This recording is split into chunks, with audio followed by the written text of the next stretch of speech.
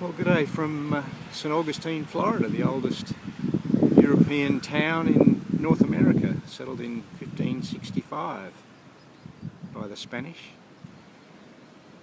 What is going on in Australia? I left Melbourne in mid-November, and since then the CFMEU have taken over Victoria. It looks as though they're on the verge of taking over Queensland. Can't I go away for 5 minutes without the place falling to pieces? Mind you, things aren't all that much better in America either. The Obama administration had a famous reset and predicted greater flexibility with Russia. We see how that's worked out for Ukraine. When Obama was first elected in 2008, I thought it was kind of heartwarming. When he was re-elected in 2012, I pretty much thought it was insanity.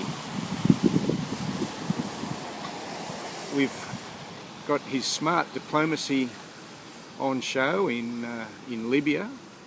Of course, the US ambassador and 3 other Americans were murdered on September 11th, 2012. And now Libya is a jihadi bloodbath. We saw the fiasco of his red line in Syria. That place has absolutely fallen apart.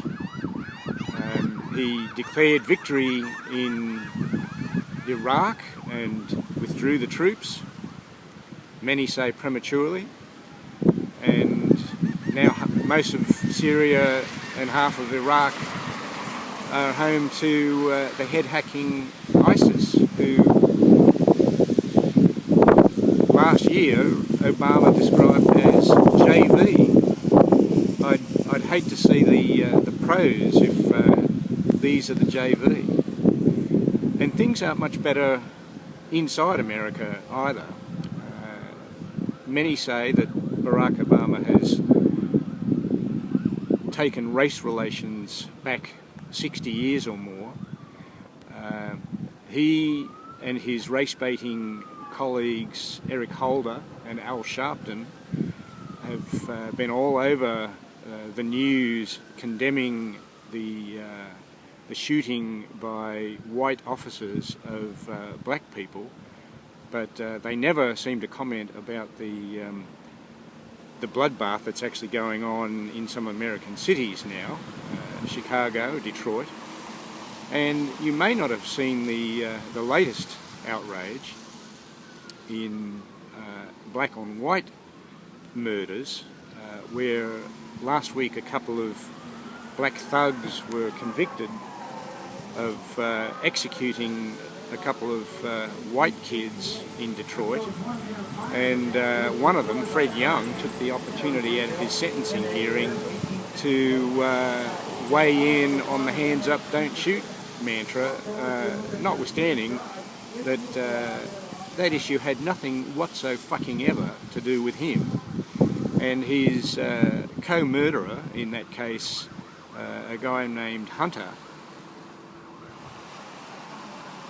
sat sneering and yawning in the court during the sentencing, and he had been convicted of 2 previous murders, including one of a white Vietnam vet who had been trying to protect his grandchildren from this asshole.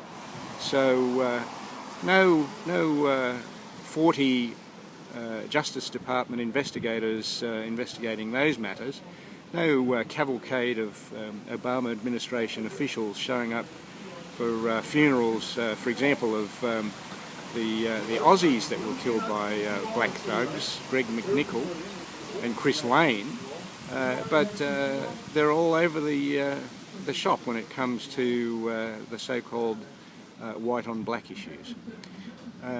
Anyway, Good luck with the CFMEU governments in Australia. Talk to you soon.